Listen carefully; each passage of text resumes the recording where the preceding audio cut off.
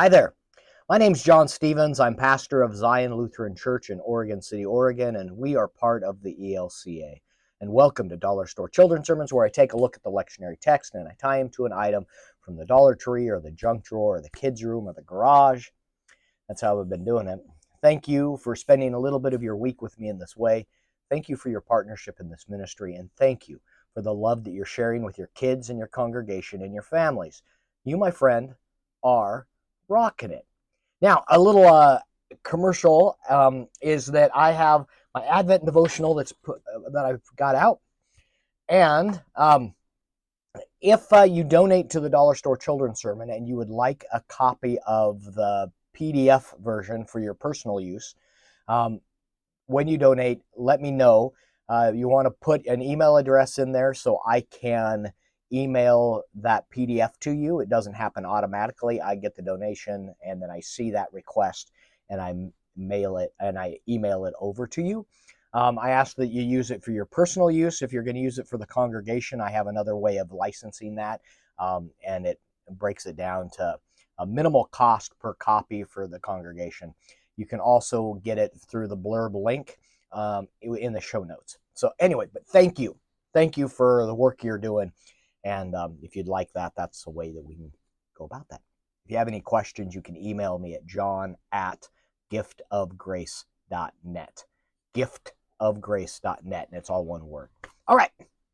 Now, this is for Luke. This is for the third question that Jesus gets asked. It's a setup.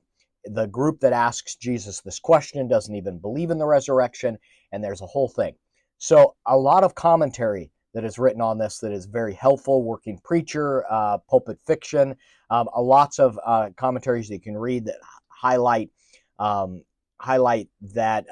the law that they're talking to Jesus about ultimately wasn't something about that this widow got moved from brother to brother to brother to brother because of the brothers, but because of the protection of the widow. That without, if the brother died or her husband died and she's a widow, the idea of the support and all of that. So the law was that the brother was to marry the widow so that she would be protected and taken care of. So it was seeing that the widows were taken care of, which I just think is leaning into that in the larger sermon. And that I found it fascinating, but a lot of commentary on that. I'm leaning into that our God is a God of the living, and that in that, God, it didn't say God was the God of Abraham. God is the God of Abraham, and so. All right, there's a jarring thing right there. Just so you know, my mic had died, so I am now recording the last part of this video. If you caught it on YouTube and it was like, hey, I'm no longer have audio. Sorry about that. I apologize. I didn't realize my mic had died. Anyway, so what I'm leaning into is that we have a God of the living, and so the direction I'm going is twofold. One is I'm going to use either a relic, in quotes, a relic of someone I love, and talk about how love continues on, and in the God of the living, the person that I have, like a poem that my grandmother wrote with, and I mentioned this in All Saints Sunday, or I have a set of tennis balls that was given to me by Saint Marian, and with a little book that had how to juggle. And she had told me years ago, she died a number of years ago, she told me when she gave it to me that as a member of her family, people learn to juggle.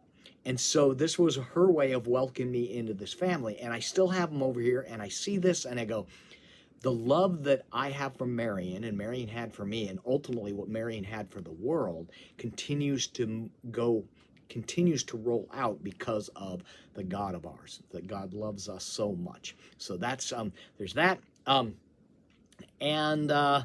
So leaning into that. The other is at the Dollar Tree, you can get fake flowers, and like, oh, this is so good. I love this flower. Is great. Don't you love this flower? It's so full of life and so wonderful. Oh, It's good. It's good. I like this. It's good. Yeah, yeah. Wait a minute. This is not a real flower, and it doesn't even smell. So you're looking into Dollar Tree doesn't have one of these. These are just a little gag flowers. So the little thing comes down like that. But so you've got that, but just a regular fake flower. About the difference between the fake and the real. And it's like, we have a God that really loves us. We have a God that really bestows grace upon us, that holds us in God's arms. I'm thinking about Martin Luther, when Luther would say that we have a God that forgives real sins. We have a real God who forgives real sins and loves us truly and fully. So in that sense of that, we have a God that loves us, and living, and the ones that we love, even beyond the ones that we love, that God is a God of the living. And so leaning into that. All right, so there we are. Again, apologize for the hiccups and all of that. So I'm hoping this can be useful for your own children's sermon. And thank you. Thank you for the love that you're sharing with your kids and your congregation and your families. You, my friend, are rocking it. Peace.